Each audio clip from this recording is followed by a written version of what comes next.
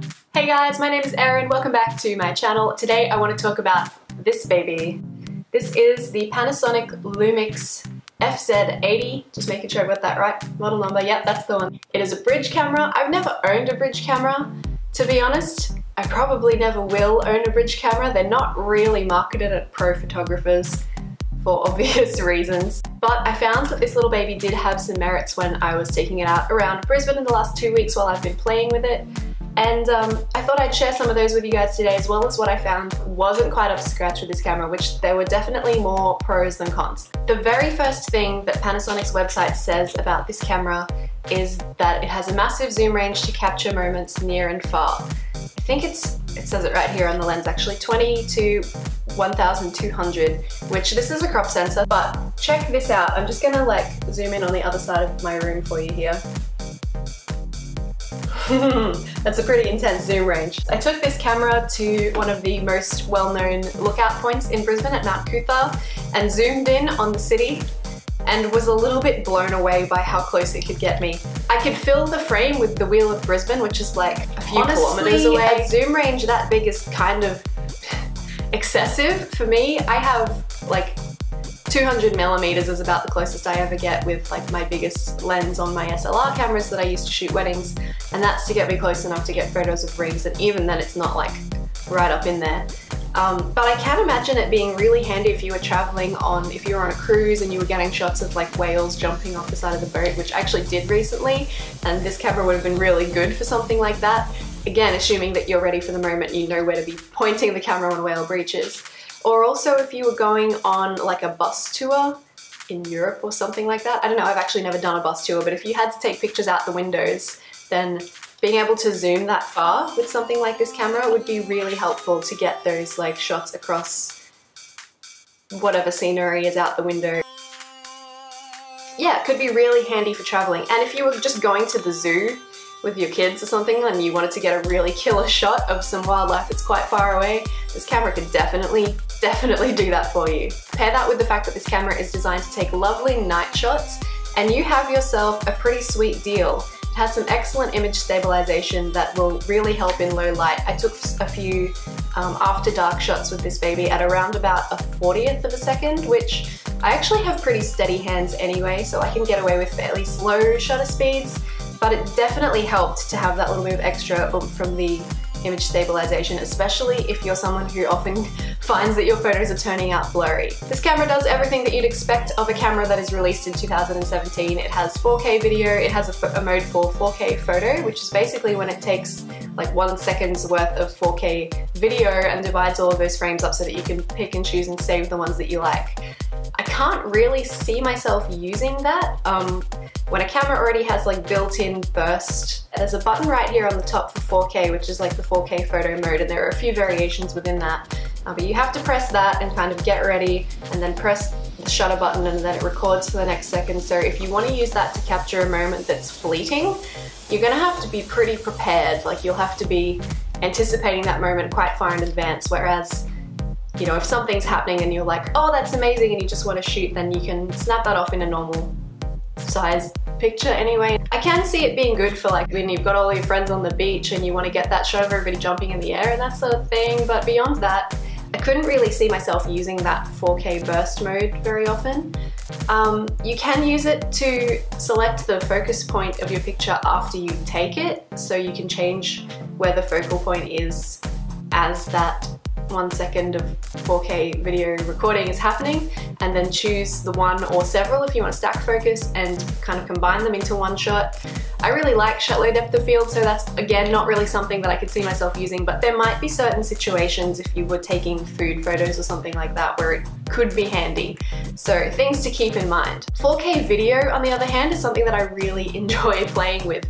I like having the option to make your final project a 1080p file and use the 4K footage to do those like zooms and pans and make things really smooth and get those like meme-worthy zooms on your video without sacrificing the quality of the picture. But at the same time, I love shooting in 1080p at 60 frames per second so that I can slow things down and get that beautiful cinematic slow motion kind of look. So I'm torn between the two, and I found that the best way to overcome that is to film the meat of a project. For instance, if it was this review video, to film the meat of that in 4K so that I have the option to crop in if I stumble over a word or something and I want to make myself obviously look like an idiot, like zoom in.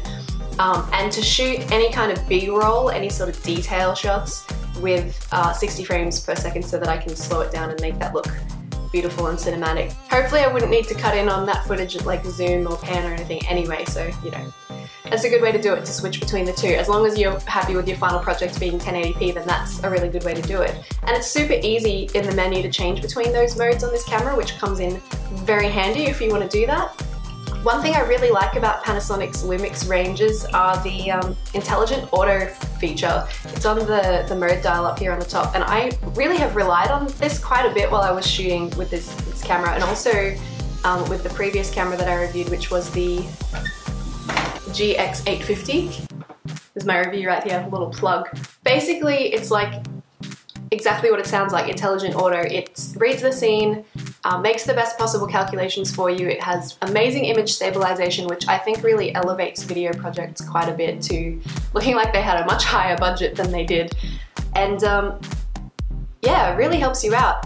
There's another mode on top of that, which is like Intelligent Auto Plus, where you can make finer adjustments to the exposure and the color balance and that sort of thing, which could be really good for somebody who's learning how to use a camera for the first time. They haven't maybe quite grasped the idea of white balance or exposure settings yet, but they're learning how to see the world as a photographer. I think that could be a really beneficial tool to have to kind of learn about what you like when you're shooting and what kind of styles you enjoy without having the pressure of getting the whole exposure triangle right in every shot, without nailing your exposure necessarily manually.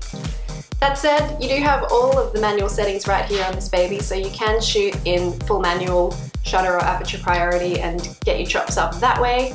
There's also a movie mode, which it's got like a little video camera and an M next to it on the dial, which is full manual movie, which means you have complete creative control over the way your final film looks, which is so handy on sort of an entry-level or consumer grade camera. Often you don't have any control over what your footage looks like at all. So to be able to change the shutter speed if you're getting banding from flickering fluorescent lights, or to be able to change the aperture because you want a shallower or a less shallow depth of field, or to bump the ISO up or down if it's too grainy. So that much control is really handy and a really nice thing to have, I think. And to be able to do that while still shooting with autofocus is pretty cool. One drawback of this camera is that it doesn't have a flip out screen. The screen is a touch screen. It calls itself an intuitive touch screen on the Panasonic site. Honestly, a few times I found that it wasn't that intuitive. When you press the play button to review your pictures, which I swear I have taken pictures, there's one. When you find a video, you have to touch the screen to play it, whereas I'm used to pressing like the OK button in the middle of the D-pad. D-pad's not really an OK button though in the middle, it's like menu and set, so it takes you somewhere else entirely. So there's a little bit of a learning curve with the touchscreen. On the flip side, I've seen some older people on my Nikon camera bodies when I'm shooting weddings try to like pinch to zoom on the photos on those cameras, and they are so before that time. So maybe if you're new to cameras it wouldn't be such a big deal, but it's just for me being used to my slightly older technology, that's something to keep in mind.